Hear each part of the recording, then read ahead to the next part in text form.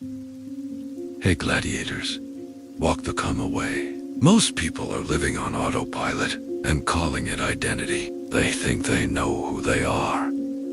They think being real means never changing. But what if that idea is exactly what's keeping them stuck? Today's video is called Stop Being Yourself. And before you react emotionally to that title, understand what it really means, because this isn't about losing yourself. It's about killing the version of you that was never built for the life you actually want. Chapter 1. You is a habit, not a destiny. You are not a fixed personality. You are not a permanent character. You are not just like this. You are a collection of repeated behaviors that eventually started calling themselves an identity. Think about it. The way you talk under pressure, the way you avoid difficult conversations, the way you scroll instead of work, the way you say, "That's just who I am," when something feels uncomfortable. None of that is truth. It's repetition, and repetition creates identity. That's the part nobody wants to admit, because it's easier to believe you were born a certain way than to admit you were built that way. But if you were built, you can be rebuilt. Now, here's where the title makes sense. Stop being yourself doesn't mean become fake. It means stop protecting behaviors that are destroying your potential just because they feel familiar. There is a version of you that avoids pain. That version feels natural. That version feels like you. But it's not you. It's just the version of you that has been practiced the most. And practice is powerful. If you practice avoidance for years, discipline feels foreign. If you practice distraction for years, focus feels uncomfortable. If you practice pleasing people for years, boundaries feel like guilt. But none of those reactions are identity. They are conditioning. And conditioning can be reversed. This is where most people fail. They try to change their life without changing the identity underneath it. They want better results while keeping the same reactions. They want discipline while keeping comfort as their default setting. They want confidence while still avoiding rejection. It doesn't work, because your life doesn't follow your goals. Your life follows your identity. So when you say, "This is just who I am," what you're really saying is, "I have repeated this long enough that it feels automatic." But automatic does not mean permanent. It just means unchallenged. Now imagine something uncomfortable. Imagine if every habit you defend right now is just a script you inherited from your environment, from your friends, from your past, from your fears, and you've been performing that script so long that you forgot you're the one acting it out. That's why stop being yourself is dangerous to hear, but powerful to understand. Because the moment you stop treating your current self as sacred, you gain access to change. Most people don't change because they think change is betrayal. They think if they stop being who they are, they lose themselves. But the truth is the opposite. If you never stop being who you are right now, you guarantee you stay limited. There's a quote by Marcus Aurelius that cuts through this perfectly. Waste no more time arguing what a good man should be. Be one. Not think about it. Not identify as it. Be Italiano. And that only works if you stop defending your current version of yourself. Because the truth is simple. You don't rise to your intentions. You fall to your practiced identity. So the question isn't, who are you? The question is, what have you been practicing? Chapter 2. The comfort self is not you. The version of you that feels natural is not necessarily the real you. It is usually just the most comfortable version of you. Comfort is powerful because it disguises itself as identity. You don't question it. You defend it. You say things like, I'm just lazy. I'm not a morning person. Or that's just how I am. But in reality, you are describing patterns that have gone unchallenged for years, not some fixed truth about your character. The comfort self is built through repetition, not destiny. And anything built through repetition can be rebuilt through discipline. The problem is that comfort doesn't feel like an enemy. It feels like safety. It feels like authenticity, but comfort is often just resistance, wearing a friendly face. It tells you to delay, to avoid discomfort, to choose what is easy now instead of what is meaningful later. Over time, this creates a version of you that is predictable, reactive, and limited. You don't even realize how much of your personality is just avoidance in disguise. At some point, you have to accept something uncomfortable. Your natural self might not be your highest self. It might just be your most rehearsed self. And if that is true, then staying exactly as you are is not honesty. Growth requires you to interrupt what feels natural. It requires you to act against the habits that feel like you in order to become something more deliberate. This is where most people stop, because they confuse discomfort with wrongness. But discomfort is often just unfamiliarity. The gym feels unnatural at first. Discipline feels unnatural at first. Focus feels unnatural at first. But that does not mean they are false. It means they are underdeveloped. Your identity expands the moment you start doing things that don't match your current self.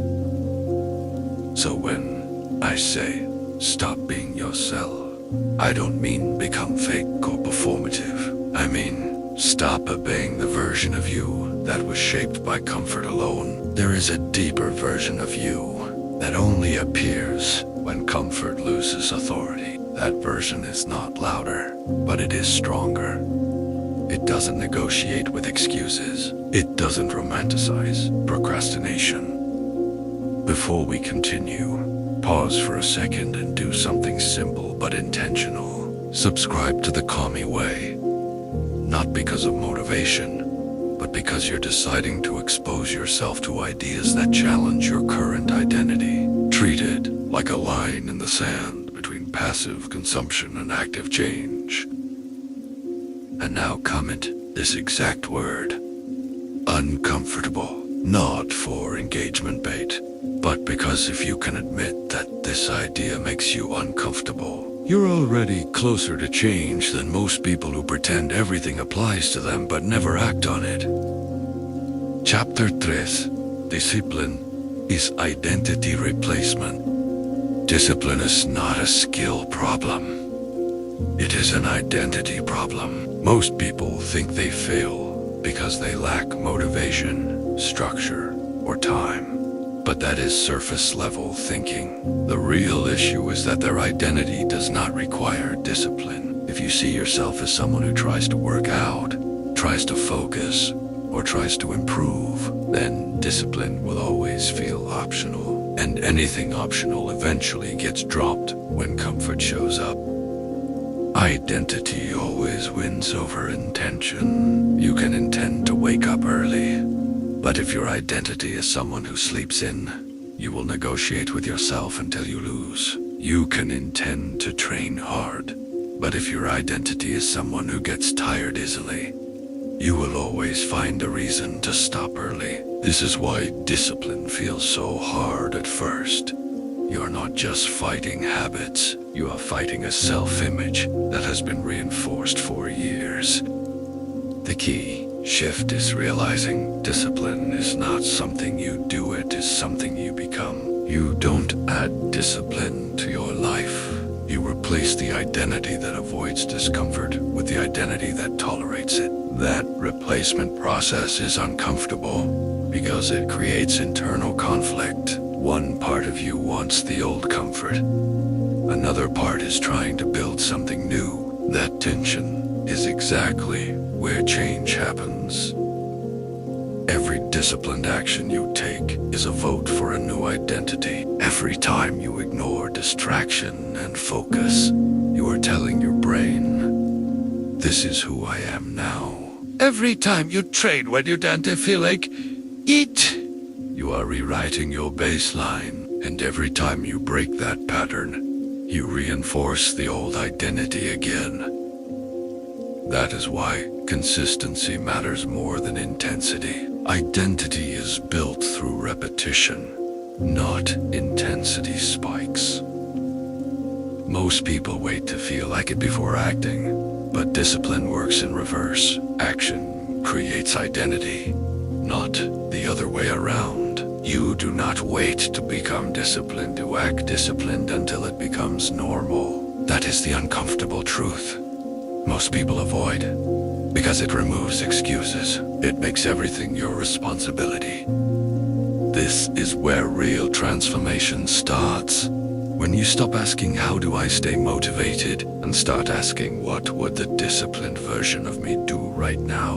That question removes emotion from the decision. It forces identity to lead instead of impulse. And here is the shift that changes everything. You are always reinforcing something. Every action is building either discipline or avoidance. There is no neutral ground. Even rest can be disciplined if it is intentional. But most people don't rest intentionally. They escape. Chapter 4. Money. Freedom requires reprogramming. Most people don't have a money problem.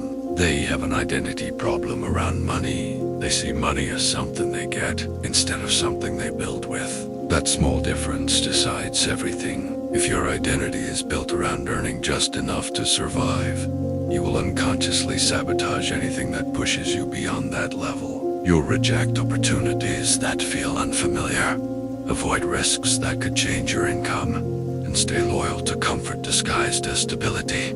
The uncomfortable truth is that your financial situation is not just about skills. It is about what you believe you deserve and what you believe is possible for someone like you. If deep down you believe wealth is for other people, then you will unconsciously act in ways that confirm that belief. You will overthink delay and choose safety every time growth appears, not because you're lazy, but because your identity is protecting itself. To change your financial reality, you have to stop identifying as someone who works for money and start identifying as someone who creates value. That shift is everything. Workers think in hours. Builders think in systems. Workers think in wages. Builders think in leverage. Workers ask, how much can I make? Builders ask, how can I scale this? This is where most people stay stuck. They're trying to improve their income without changing their mindset about where income comes from. If you still think like your environment taught you, you will always produce the same results as your environment. Money is not just numbers. It is behavior, repeated over time. Discipline in money looks like saying no to impulsive spending that gives short-term comfort but weakens long-term freedom. It looks like learning skills when nobody is watching. It looks like building something when there is no immediate reward. And most importantly, it looks like tolerating the discomfort of uncertainty while you build something that does not pay you instantly. Freedom is not the absence of work. It is the presence of choice, and choice only comes when your identity is no longer dependent on immediate validation or survival thinking. You cannot build financial freedom with a survival identity. The two contradict each other. This is why stopping yourself applies directly here. If your current self is comfortable with limitation, You have to interrupt that identity before you can grow financially. That means questioning every automatic financial habit you have, not just spending, but thinking. Thinking small is also a habit. Chapter 5, Buddy. The first proof of change. Your body is the most honest reflection of your identity. You can lie with words. You can delay decisions. You can convince yourself mentally that you're changing, but your body doesn't lie. It shows exactly how you live when nobody is watching. Your energy, your posture, your endurance, your strength.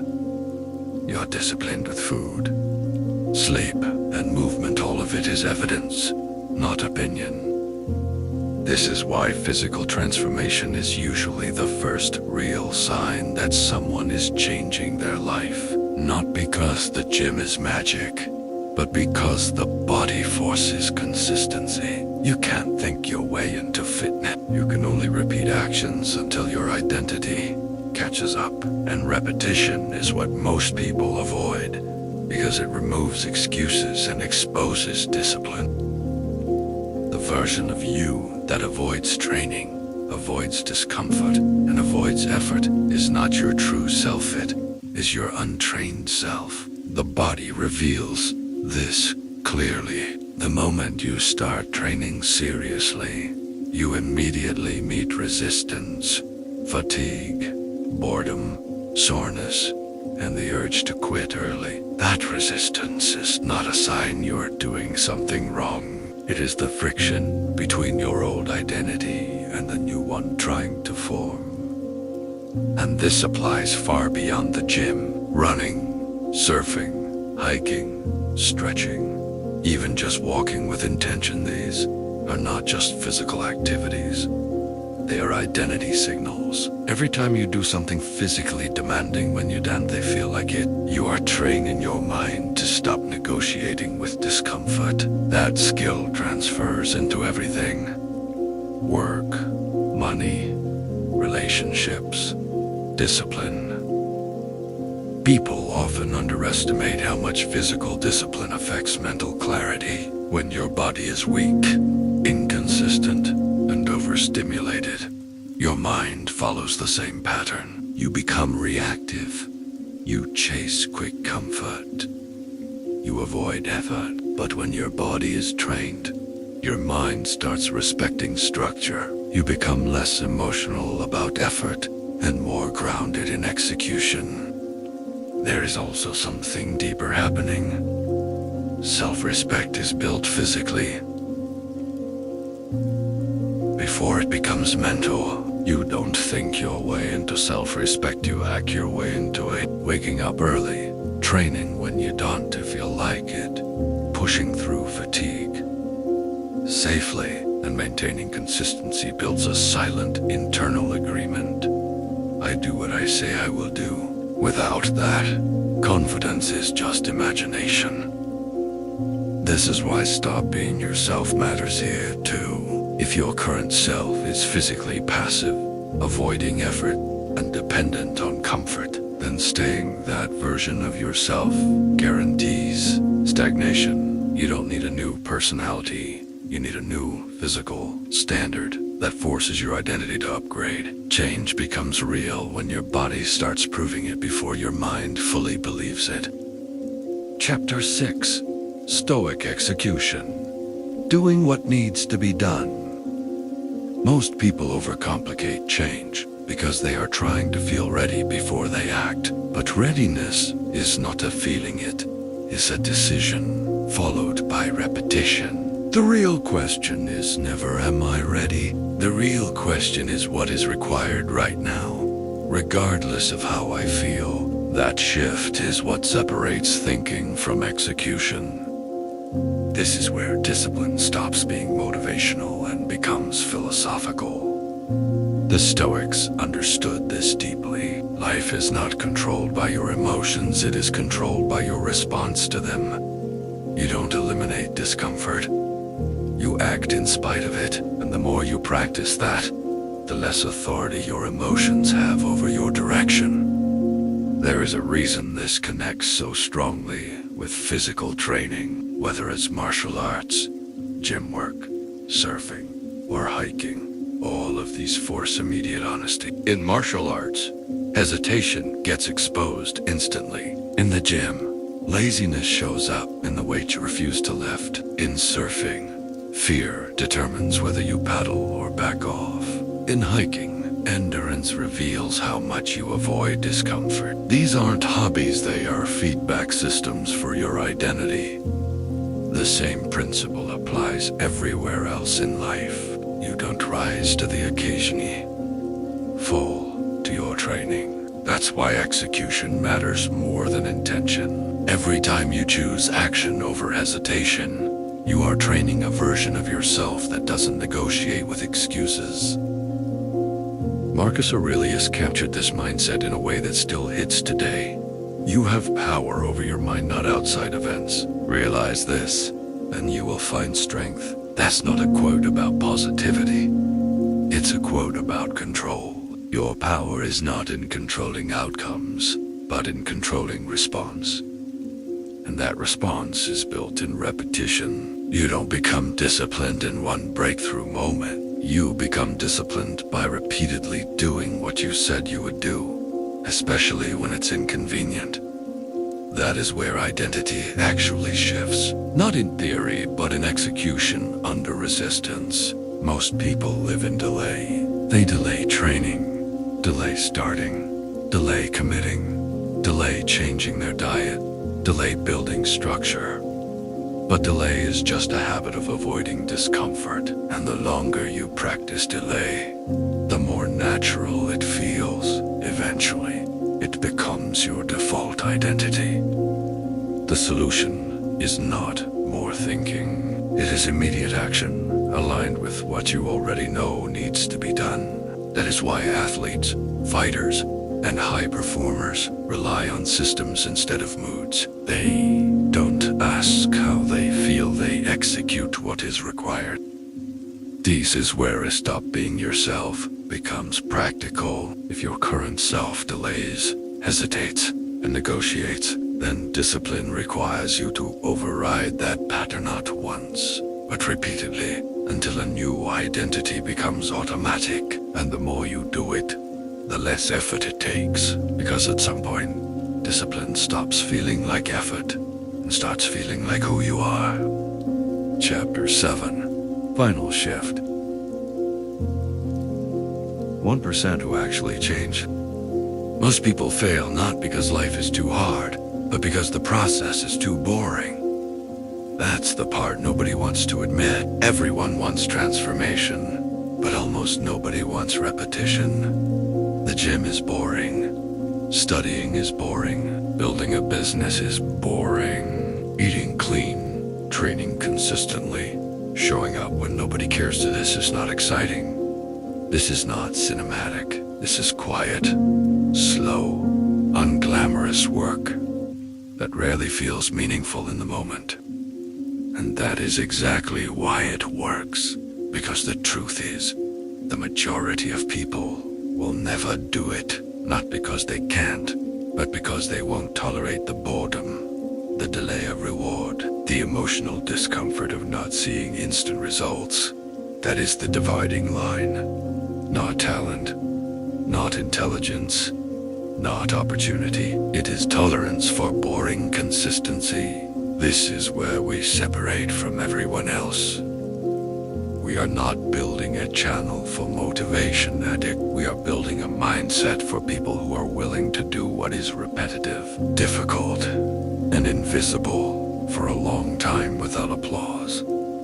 That is why this stays small. That is why this stays rare. Because the 1% is not defined by potential, it is defined by execution when it is inconvenient, uninteresting, and unnoticed.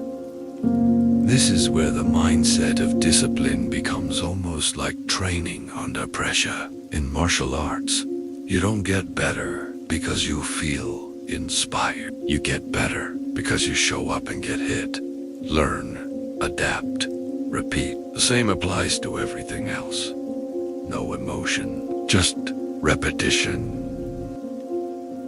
An old master once said, something simple but powerful. Work hard, study well, and eat and sleep plenty. It sounds basic, almost too simple. But that is the point. Greatness is not hidden in complexity. It is hidden in consistency. Work, recover, repeat. That's it. No fantasy shortcut. No secret trick. Comment if you know who I'm talking about. Then you are already separating yourself from most people. Because most people are still chasing inspiration. You are choosing structure. So here's the line. If you are still here, you are not average in intention anymore. Now it becomes about action. Subscribe if you are committing to that. Identity, not the entertained version of you, but the disciplined one that shows up even when nothing feels exciting. Not for content, for conditioning. And comment that no more excuses, not as a trend, but as a declaration. Because once you say it, the standard changes. You can't unsee it. You can't unknow it. The truth is simple. This path is not attractive to most people. It will never be mainstream. It will never be easy, but it will separate you from the version of you that stayed stuck. And if you choose it fully, quietly, consistently, you don't need validation anymore. You become. You don't change your life by thinking differently, you change it. The moment you stop negotiating with who you used to be,